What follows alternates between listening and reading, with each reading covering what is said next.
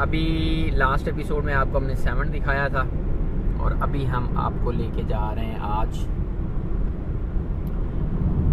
Wall of Sindh. Kotri 131 लिखा हुआ है, वॉल ऑफ सिंध, दीवार सिंध, दुनिया का सबसे बड़ा कला, 31 किलोमीटर स्क्वायर किलोमीटर रेडियस का कला और बहुत सारी ऐसी स्पेशलिटीज उसकी। वो कला जिसका कोई पता नहीं है किसने बनाया, वो कला जिसका कोई पता नहीं कि उसके अंदर कौन रहता था, वो कला जिसका कोई पता नहीं कि वो कब बना, उस सारे सिंध के उस गुमनाम किले में लेके जा रहे हैं जिसको आप रणीकोट फोर्ट कहते हैं। तो हम 7 से निकले हैं।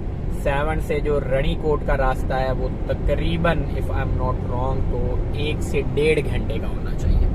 हम यहाँ से सन जाएंगे और सन से फिर आगे तकरीबन कोई आधा घंटा जो है वो हम फिर माउंटेन की तरफ जाएंगे और वहां जाके आएगा किला रणीकोट।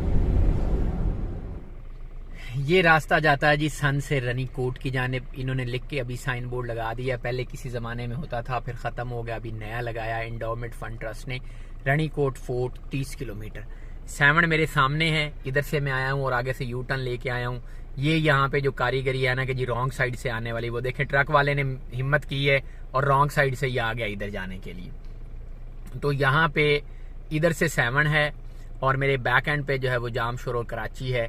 कराची से रणीकोट पहुंचने के लिए आपको तकरीबन कोई 4 घंटे लगते हैं। यहाँ सन तक पहुंचने के लिए कोई 3.5 घंटे लग जाते हैं, 3 घंटे। और यहाँ से आगे फिर जो रास्ता है वो तकरीबन 30 किलोमीटर, आप समझे कोई 1 घंटा आपको लग जाता है। तो ये टोटल रास्ता है। यहाँ से आपने मुड़ना है इंडस हाईवे से।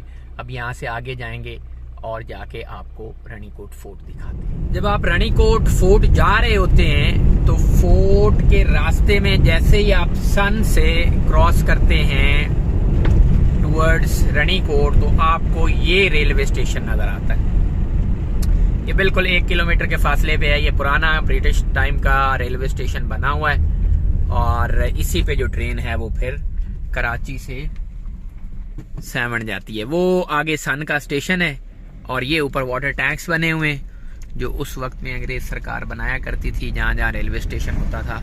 और अब तो फिर ये बिल्कुल ही एंटीक हो चुका है। वो 4 वाटर टैंक्स हैं, उसके ऊपर लहदा बने हुए और ये स्टेट ऑफ द आर्ट जो उस वक्त ब्रिटिश ने। जो रणीकोट का रास्ता है ये मैंने पहली दफा तय किया था 2014 में और आज है 2022।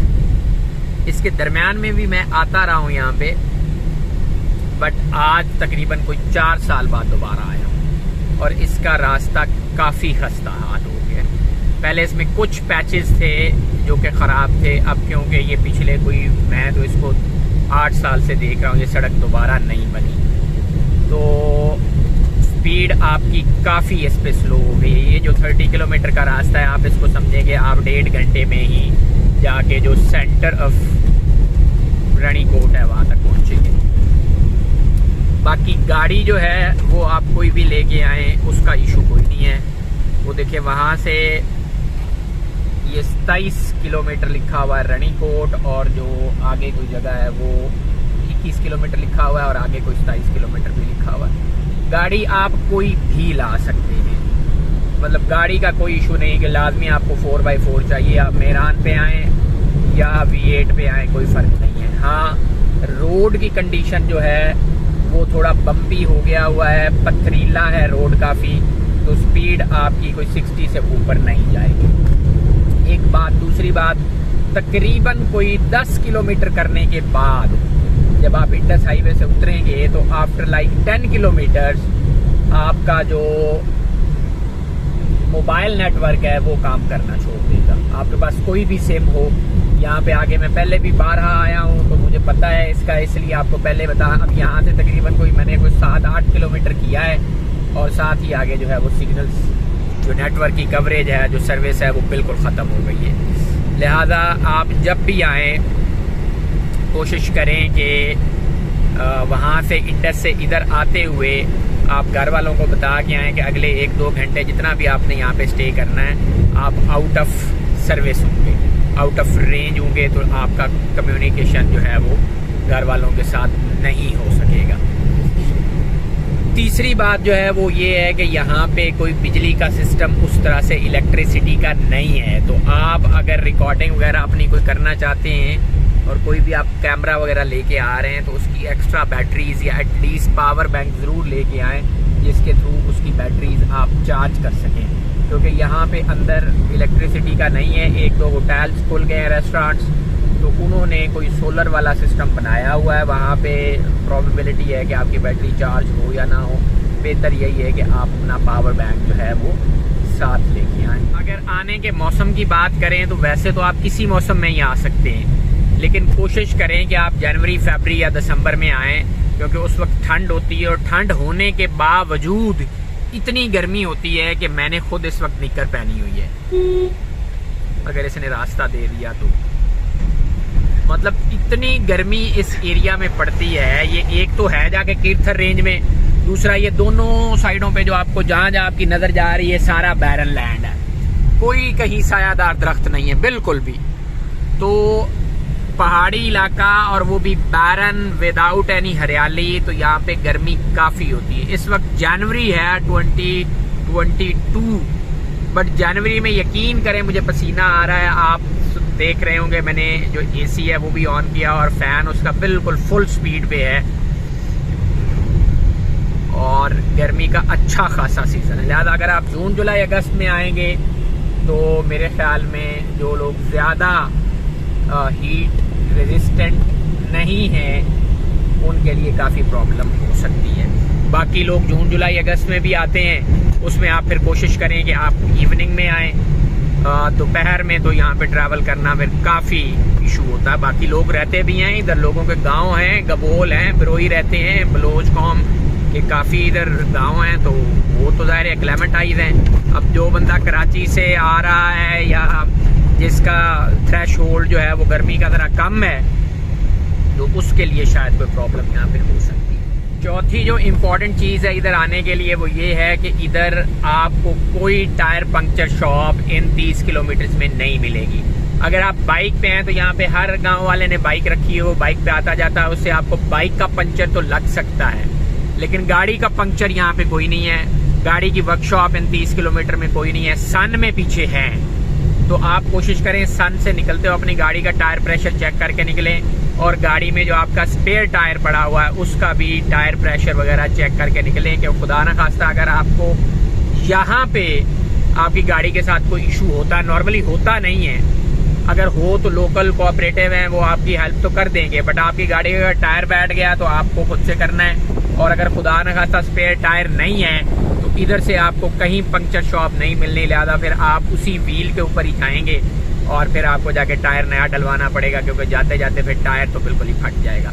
ज़्यादा कोशिश करें कि वहाँ से आप स्पेयर टायर लेके निकलें, और ख़ास तौर पे सन से इधर मुड़ते हुए एक दफ़ा अपनी गाड़ी को दोबारा नज़र मार लें, और इस रास्ते पे ख़ास तौर पे 60 से ऊपर ना चलें, ताकि आपकी गाड़ी खैर खैरियत से वापस नेटवर्क कवरेज एरिया में चली जाए। वहाँ पे फिर खुदा न खास्ता कोई इशू होता भी है तो आप किसी को रेस्क्यू के लिए बुला सकें।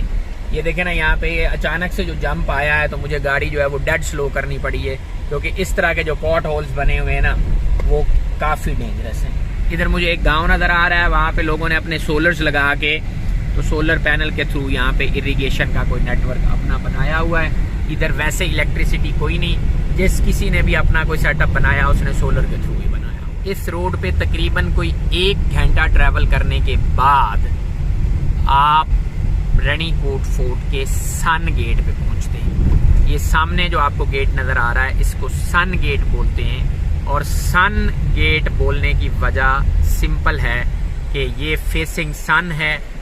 मेरे बैक साइड पे सन सिटी है जहाँ से आप क्रॉस करके इस साइड पे आते हैं, इसलिए इसको सन गेट बोलते हैं। इसके 2-3 गेट्स और भी हैं, जिसमें से एक शाहपर गेट है। शाहपर जो है वो मुस्ताचिस को कहते हैं, मूंछों को कहते हैं, और एक मोहन गेट है। बट जो इसकी एंट्री और एग्जिट पॉइंट है मोस्टली जहाँ से टूरिस्ट आते हैं वो ये सन गेट ही है। तो ये सन गेट है। यहाँ पे किसी ज़माने में ये इसके अंदर ये तो 1-2 चबूतरे तो बने हुए हैं ये वाले, यहाँ से एक दरिया गुजरता होता था, ये वाला, ये सन रिवर इसको आप बोल रहे हैं। ये जाके फिर आगे उसमें जाता है रिवर इंडस में। तो यहाँ पे ये जो आपको जगह नज़र आ रही हैं, इनके अंदर कहते हैं उस वक्त का जो ब्रिज था, यहाँ पे कोई अंदर कोई सलाखें टाइप चीज़ें लगी होती थी और वहाँ से फिर सिपाही जो हैं वो इसको बंद कर दिया करते थे। और ऊपर यहाँ सिपाहियों की जगह थी कि इन केस अगर कोई अटैक होता है इधर से तो दरिया चल रहा है, अगर दरिया नहीं चल रहा तो यहाँ पे फिर बैरिक्स बनी हुई है अंदर, और वहाँ पे लोग अपना जो सिपाही थे वो अपने पोजीशन लेके बैठे होते थे। ये जो आपको जगह नज़र आ रही हैं, यहाँ पे गेट आके इसके अंदर लग जाता था और यहाँ पे सलाखें हुआ करती थी, उससे ये गेट बंद हुआ करता था। और ऊपर वो जो जगह आपको नज़र आ रही है, वहाँ से तीरंदाज बैठे होते थे कि in case of any attack, क्योंकि उस वक्त कहते हैं ये दरिया इतना ज़ोर से यहाँ से चलता था कि बिल्कुल कोई गुजरने की जगह नहीं हुआ करती थी, इसलिए यहाँ पे सलाखें लगा के उन्होंने बंद तो किया हुआ था। बाकी ऊपर जो हैं वो लोग बैठते थे उस वक्त के जो तीरंदाज थे, ताकि कोई अगर इन्फिल्ट्रेशन होती है तो उसको रोका जा सके। बाकी हाँ उर्दू में बताओ बेमान ये सन का गेट है, आगे जाएगा शापिर गेट, ये 32 मील थे। इसको सामान हो अंग्रेज ले जाएगा, इसको हिफाजत ले, बहुत सिंध में मशहूर जगह है। आगे जाएगा मैन किला, रेस्ट हाउस, बंगला, परितर, अफसर, समझी। इधर मान गेट है, आगे शेरगढ़ सब चौकी है। इसको मीर का मशहूर जगह है, मीर करमली टालपुर का इसका है ये जगह, सही है क्या? नहीं तो ये तो कहते हैं कि बहुत पुराना है। आप सही आगे आए हज़रत सलेमान बारे हुए थे, नबी का बारे हुए थे, बताओ ना। ये तो चवंदा है कि साईं यो तो अल्लाह को रोमन ठारायो कैं ठारायो, मीर साहिबान जी हुकूमत हुई 1700 1800 में 1600 में। हाँ रूम धोती रहंदा, रूम रहंदा हाँ। पोइ इहो ठारायो कंहिं तव्हांजे हिसाब सां? मरामत कई थे वाणे बि कई आहे, हाँ साईं रहमतुल्लाह जावरी बि कई आहे, ठीकु आहे, साईं करमली साहिब बि कई आहे। हाँ हाणे पतो नथो लॻे छो कूड़ हणो नमाज़ में। हाँ बिल्कुल का ख़बर कान्हे कंहिं ठारायो, केरु रहियो हिते, केरु वियो। हा हिते लिखत न आहे साईं, लिखत न आहे कंहिं वटि बि। हल ऐं तव्हां किथां जा आहियो? असां हितां जा आहियूं। ॻोठ कहिड़ो आहे तव्हांजो? असां हिते पासे में साईं, हिते पासे में उहो जेको अॻिते ॻोठ आहे मीरी कोट जे हेठियां, हुनजो छा नालो आहे? ओ मीरी किलो अफसर आहे पाणी जो, उहो त परियन जो तर आहे न अॻे, विच में हिकिड़ो ॻोठ बि आहे मीरी कोट जे हेठियां, हुनजो नालो छा आहे? गबोलन जो अलाए कंहिंजो? अब्दुल हादी, अब्दुल पाकी, ज़ैनुद्दीन। हाँ बिल्कुल बिल्कुल उते आहिनि 3-4 ॻोठ आहिनि। जी जी। सन गेट जब आप क्रॉस करते हैं तो ये वाली रोड जो है ये आपको तकरीबन कोई 5 किलोमीटर अंदर ले जाके आपको मिरी कोट लेके जाती है।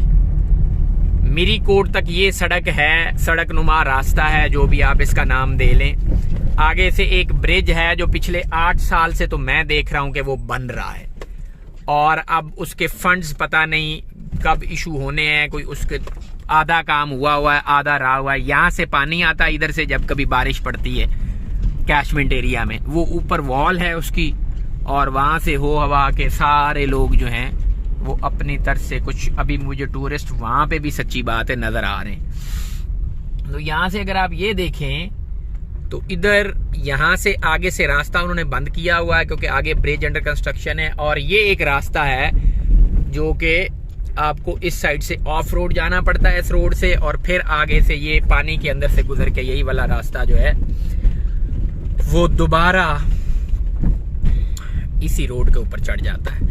तो ये थोड़ी सी यहाँ से ऑफ रोडिंग है, इसमें कोई आपको 4x4 की जरूरत नहीं है, आपकी कोई भी गाड़ी हो चली जाएगी। मैं खुद आपके सामने कार पे जा रहा हूँ तो वो पानी से गुजर जाती है, नॉट अ बिग डील। बाकी गवर्नमेंट को वही चाहिए कि वो वाला जो ब्रिज है उसको कंस्ट्रक्ट जितनी जल्दी से जल्दी हो सके कर दे, ताकि टूरिस्ट एक दफ़ा पहले ही इधर आते हुए डरता है कि नेटवर्क नहीं है, कोई रेस्क्यू नहीं है इधर, तो अगर उसको यहाँ से ऑफ रोड थोड़ा सा जाना पड़े तो वो वैसे परेशान हो जाता है। आज या कल में मुझे लग रहा है कि यहाँ पे कोई वीआईपी मूवमेंट या तो हो चुकी है या होने वाली है, जिसकी वजह से ये साइनेज यहाँ पे लगी हुई है, एरोज वगैरह लगे हुए हैं, चूना लगाया हुआ है, ताकि जो कोई वीआईपी जिस किसी ने आना है या कोई यहाँ पे फंक्शन है या सेमिनार है या जो चीज़ भी है उनको पता चल सके कि ये वाला रास्ता है और वो रास्ता भूल ना जाए। ये जो किला है रणीकोट जो है, इसके बारे में किसी बंदे के पास कोई भी ऑथेंटिक बात नहीं है। कोई कहते हैं ये रोमन्स के टाइम में बना हुआ है, कोई कहते हैं ये ईरानियों ने बनाया था, कोई कहते हैं कि ये जो सिंध के हुक्मरान थे कलोड़ा ख़ानदान उन्होंने बनाया था।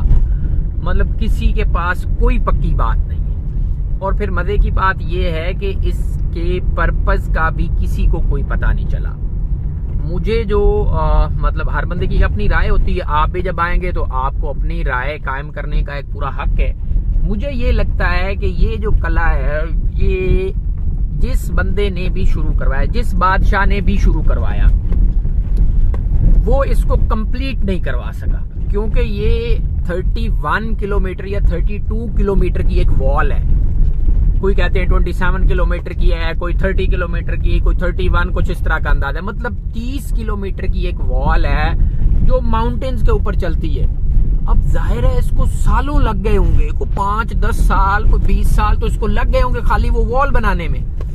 फिर वॉल के बाद उसकी अंदर एक कंस्ट्रक्शन चलनी थी। अब ये जो आगे आपको माउंटेन नजर आ रही है सामने, उसके ऊपर वो वॉल चल रही है, उसके ऊपर वहां पे वो चौकियां भी बनी है, उधर आपको की चौकी नजर आ रही होगी।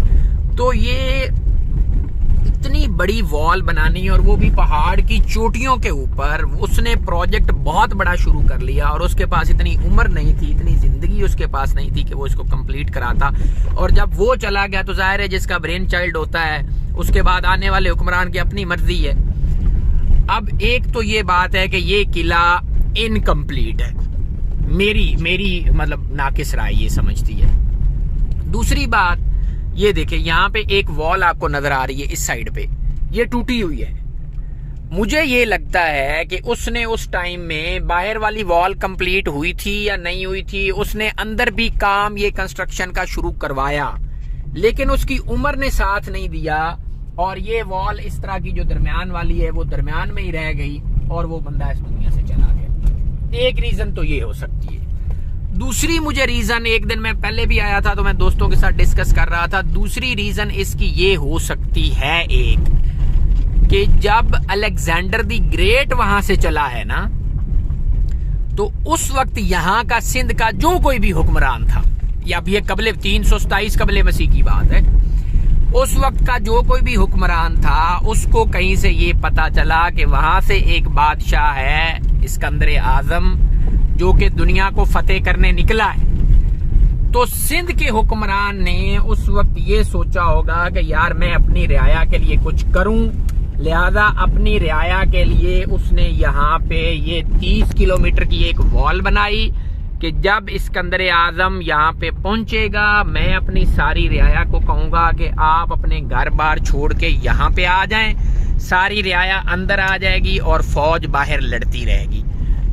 इस बात को जो मेरे ज़हन में आई, एक तकवीयत इस बात से भी मिली कि इसके अंदर एज सच कोई घर नहीं है, कोई कमरे नहीं है, सिर्फ इसके अंदर 3 फोर्ट और हैं, एक शेरगढ़ फोर्ट है, एक मिरीकोट फोर्ट है, और एक इसी तरह का और फोर्ट है।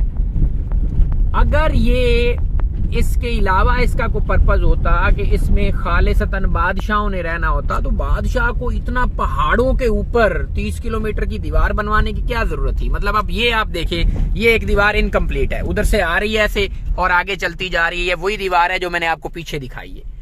कि अंदर भी वो कुछ ना कुछ बनवाना चाह रहा था, स्मॉल कंपाउंड, या तो वो मर गया या उसने इस नुक्ता नजर से बनवाया था कि उधर से कोई बादशाह चला है जो दुनिया को फतह करने आया है। हो सकता है सिकंदर आजम से आगे पीछे भी कुछ लोग आए हों। ये देखें, ये वही वॉल है जो इनकम्प्लीट अभी तक चली जा रही है, अब ज़ाहिर है गिर रही है। तो उसने कहा कि यार मैं इतनी बड़ी दीवार बनवाऊं कि कोई बंदा अंदर ना आ सके, लिहाजा उसने वो दीवार बनवाई। रियाया को उस वक्त ये कहा गया होगा कि आप अंदर आ जाएं, जब इस्कंदर आजम आया या उस तरह का कोई और बादशाह आया, बाहर फौज लड़ती रही होगी और रियाया उसकी महफूज हो गई होगी। क्योंकि अगर उसने सिर्फ अपने आप को महफूज करना होता तो उसके लिए इतनी बड़ी दीवार की जरूरत नहीं थी, वो अपने लिए कोई एक बहुत बड़ा किला बनवा लेता। हाँ, इतने बड़े किले के अंदर उसने अपने आप को सेव करने के लिए भी 3 किले और बनवाए। एक का नाम मिरीकोट है, एक का नाम शेरगढ़ है, और एक का नाम मोहन कोट, कुछ इस तरह से है। ये शाहपुर गेट को रास्ता जाता है, यहाँ से 3 किलोमीटर का रास्ता है। मैं इधर ऑलरेडी जा चुका हूँ। इस साइड पे वो दरवाजा है, शाहपुर गेट उसको कहते हैं, ये लिखा हुआ है शाहपुर। शाहपुर जो है वो सिंधी में और बलोची में मूंछों को कहते हैं, ठीक है। तो अंदर उसने जो ये 2-3 फोर्ट्स बनवाए हैं, इसके बारे में जो मेरा गालिब गुमान है वो एक तो आपको ऊपर नजर आ रहा है बिल्कुल, वो इसको कहते हैं शेरगढ़ फोर्ट, और एक आपको ये नीचे नजर आ रहा है, इसको कहते हैं मिरी कोट। तो इन फोर्ट्स के बनाने का जो मकसद जो मुझे समझ में आता है वो सिंपली ये है कि यहाँ पे मिरी कहते हैं औरत को बलोची में। तो ये मिरी कोट फोर्ट है, तो ये हो गया जनान खाना कि इन केस ऑफ वॉर जो बादशाहों की औरतें थीं वो यहाँ पे महफूज हो जाएं इस मिरी कोट फोर्ट में। और ऊपर जो शेरगढ़ फोर्ट है वहां पे हो सकता है जो शहजादे वगैरह हैं वो वहां पे ऊपर एक फर्दर हाइट के ऊपर किले में जाके अपने आप को महफूज कर लें कि इन केस अगर कहीं से इन्फिल्ट्रेशन होती भी है तो शहजादे मजीद ऊपर कहीं बैठे हों और वहां से उनको उन तक पहुंचना फौज का तकरीबन नामुमकिन रहे। औरत के ऊपर तो जाहिर है कोई भी गैरतमंद होगा तो वो हाथ नहीं उठाएगा। तो ये एक छोटी सी मुझे नजर आती है। दूसरा ये भी हो सकता है कि जो कमांडर इन चीफ था उस फौज का, उसका घर जो है वो सबसे ऊपर हो, क्योंकि वहां से शेरगढ़ फोर्ट से आप पूरी वैली में पूरे इस किले के अंदर एक तायराना नजर दौड़ा सकते हैं और आपकी आंखों से कोई भी जगह ओझल नहीं रह सकती। ये वही दरिया है, ये सन रिवर है जो पीछे से परियन जो तर जो है वहां से आ रहा है। आगे हम आपको ले जाएंगे परियन जो तर पे भी, इधर से रास्ता जाता है परियन जो तर, बिल्कुल आप इसके साथ साथ जाएंगे, वाटर स्ट्रीम इसके अंदर चल रही है तो वो आपको परियन जो तर लेके जाएगा जहां पे आप फिर अपना मसाज करवा सकते हैं। तो ये जो रास्ता है ये नीचे वाटर स्ट्रीम वो देखिए बिल्कुल चल रही है। ये जो रास्ता है ये मिरी कोट तक जाता है और मिरी कोट के आगे फिर अगर आपने शेरगढ़ फोर्ट जाना है तो उसके लिए आपको पैदल जाना पड़ता है। एक कैंपिंग साइट लगी हुई है, बल्कि लगा रहे हैं, आज कोई आ रहा होगा, इनका पिट लैट्रीन भी लगा रहे हैं। तो कोई ट्रैवल टूर ऑपरेटर है तो उसने अपने लिए यहाँ पे ये कैंप साइट लगाई है। अभी ये यहाँ पे एक नलका लगा हुआ है पानी वगैरह के लिए, और ये रास्ता है यहाँ से थोड़ा सा ऊपर जाने का, थोड़ा सा ख़राब है। उसकी वजह ये है कि ऊपर से जब बारिश होती है तो इस रोड पे पानी आता है और वो पानी फिर स्पीड से आता है पहाड़ से, तो यहाँ पे खड्डा पड़ जाता है। ये जो आपको सामने एक गेस्ट हाउस टाइप नजर आ रहा है ये अभी सिंध टूरिज्म डेवलपमेंट कारपोरेशन ने बनाया है। जो लोग कहते हैं ना यार सिंध में काम नहीं हो रहा, ये जुल्म है यार, ये ज्यादती है सिंध के साथ। सिंध के डिपार्टमेंट्स भी उतना ही काम कर रहे हैं जितना बाकी सूबों के कर रहे हैं। बस मीडिया को एक आप समझ लें कि मसाला चाहिए तो वो मसाला लगा के, क्योंकि सिंध की न्यूज ज्यादा बिकती है कि जी सिंध में पता नहीं क्या हो गया और सिंध बाकी दूध की नहरें बह रही और सिंध बहुत पीछे है। मुझे सिंध से मोहब्बत है, सारे पाकिस्तान से ही मोहब्बत है। पाकिस्तान एक फूल है और इसकी ये सारे सूबे जो हैं कलियां हैं और हर कली की अपनी खुशबू है। तो ये एक स्टेट ऑफ द आर्ट रेनीकोट रिजॉर्ट यहाँ पे बना हुआ है। आप STDC यहाँ से इसको बुक करवा सकते हैं सिंध टूरिज्म डेवलपमेंट कारपोरेशन के थ्रू।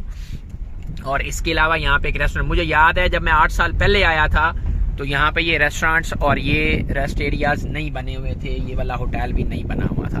बट अब ये यहाँ पे रेनीकोट रेस्टोरेंट भी बना हुआ है, इधर हट्स भी बनी हुई हैं, कैंपिंग साइट भी डेवलप हो गई है और ये जगह भी डेवलप हो गई है जहाँ पे आप बुकिंग करवा के रात गुजार सकते हैं। ये कार पार्किंग है, यहाँ से आगे आप नहीं जा सकते। यहाँ पे आप अपनी गाड़ी पार्क करेंगे और फिर ये साथ ही रेनीकोट फोर्ट है, वहाँ पे आप मिरी कोट है सॉरी, वहाँ पे आप जाके फोर्ट देखेंगे। सो ये है जी मिरी कोट। आप अपनी गाड़ी वहाँ पे पार्क करेंगे और वहाँ पे पार्क करने के बाद ये हार्डली 50 मीटर्स का रास्ता है, इस पे आके आप मिरी कोट फोर्ट पहुँचेंगे। मिरी कोट जो है ये बेसिकली मिरी औरत को कहते हैं बलोची में। तो कहा जाता है कि ये जनान खाना था, यहाँ पे औरतें रहती थी। और दूसरा जो इसके बारे में है वो यही है कि ये बादशाह की अपनी रिहाइश थी यहाँ पे। अब आई डोंट नो, यहाँ पे आगे ताला लगा हुआ है तो हम यहाँ से पढ़ के फिर आपको ड्रोन के थ्रू दिखाते हैं। ये लिखा हुआ जी मिरी कोट फोर्ट, इसके गेट्स लिखे हुए हैं सन गेट जहाँ से हम एंटर हुए थे, शाहपर गेट जो आपको वहाँ पे दिखाया उस रास्ते पे, देन शेरगढ़ वो ऊपर फोर्ट है, परियन जो तर इस पे हम अभी जाएंगे। ये जनरल व्यू है ये मीरीकोट फोर्ट है और ये नीचे वाला गांव है। ये स्टोन कार्विंग ऑन मीरीकोट। ये जो ये वाला दरवाज़ा है इसके अंदर है जाके। ये आमरी गेट है, आमरी वाली साइड पे है। ये ऊपर मोहन गेट है। ये परियन जो तर जो है उससे आगे ये गेट आता है और ये इसकी हिस्ट्री लिखी हुई है। This fortress is located in the heart of Ranikot and at a distance of 5.5 km from Sangate. It was designed as administrative center and royal residence. Its periphery is measured as 1,434 feet with a 5 bastion and a double gate entrance. The stronghold has 2 sandstone arched vaults containing gorgeous carvings with scroll of pomegranates, sunflowers and peacock. The fortress is divided into 6 compartments including 3 with residential portions having 7 slanting roof rooms. Landi is a Sindhi word.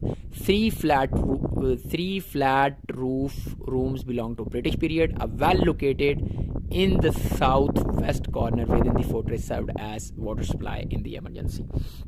Endowment Fund Trust for preservation of heritage in Sindh. ये जो आपको नज़र आ रहे हैं इसके ऊपर सरिये से लगे हुए, ये बुनियादी तौर पे आपको पता है पुराने ज़माने में, ये गेट तो बाद में बनाया गया, पुराने ज़माने में आपको पता है कि हाथी से जो है वो गेट को तोड़ा जाता था। तो हाथी आके इसको मारते थे अपना सूंड और ये पीछे को खुल जाता था। तो उस हाथी को रोकने के लिए उस ज़माने में ये सूबे लगाए जाया करते थे। अब तो ये क्योंकि लोहे का बन गया गेट, उस वक्त ये लकड़ी का हुआ करता था। ये शतीर भी मेरे ख्याल में बाद में लगाया गया है, ठीक है। तो उस चीज़ को रोकने के लिए ये कोट डीजी में भी लगे हुए हैं और उस हाथी के ज़ोर को रोकने के लिए सूबे लगाए गए हैं ताकि हाथी आके अपना सर इसमें ना मार सके। ये जो आपको कार्विंग्स नज़र आ रही हैं, ये बाहर जो बताया गया है ना जी, जो बाहर लिख के इन्होंने लगाया हुआ, ये वो वाली कार्विंग्स हैं। एंड इट्स वेरी फेमस कि ये वाला जो पोर्शन है इसमें कहते हैं जो सिक्योरिटी वाला होता था वो बैठता था यहाँ पे।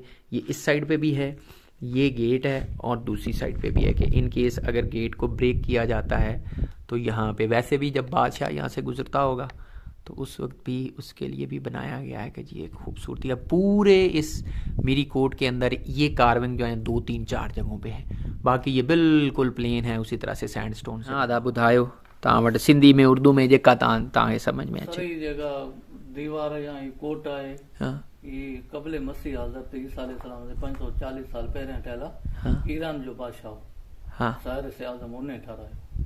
ये टोटल बाउंड्री वाला है 36 किलोमीटर में। हिन में 3 किला भी आहिनि जीअं मीरकोट आहे, शेरगढ़ ऐं मोहन गेट। हाँ जी 3 किला बि हिन में आहिनि ऐं 4 गेट भी आहिनि हिन जा, सन गेट, शापीर गेट, मोहन गेट ऐं आमिरी गेट। हाँ जी ये टे मुंहिंजा ॾिठल आहिनि, इहो आमरी वारो मूं न ॾिठो आहे। साईं इहो 30-40 किलोमीटर जो आहे हेॾां उत्तर ॾे। उत्तर ॾे? हाँ वो तो मां सम्झो केर भी ना वयो हूंदो उते। ना उते गाड़ी जो रास्तो कोने, गाड़ी जो रास्तो कोने ना। नहीं। मीरीकोट फोर्ट दिखाने के बाद अभी हम जा रहे हैं परियन जो तर। वहाँ पे कहते हैं परियां उतरती हैं, तो परियां शरियां कोई नहीं उतरती।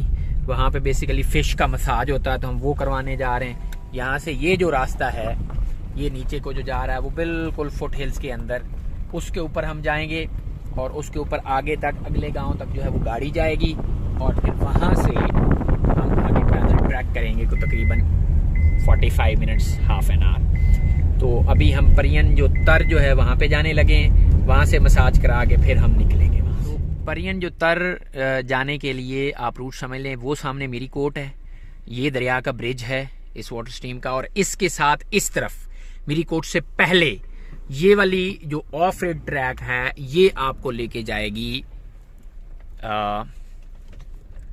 परियन जो तर। यहाँ से आगे आपकी गाड़ी जो है वो 15-20 मिनट के लिए आपकी गाड़ी चलेगी, 1-2 गांव आएंगे और फिर आखिरी गांव पे जाके आपकी गाड़ी जो है वो रुक जाएगी और वहाँ से फिर आपको ऑफ रोडिंग करके ट्रैक करके जाना पड़ेगा और ट्रैक करके फिर आप जाएंगे परियन जो तर। अब ना कुछ रणीकोट के अनएक्सप्लोर्ड पार्ट्स भी हैं जो आपको नहीं बताए जाते।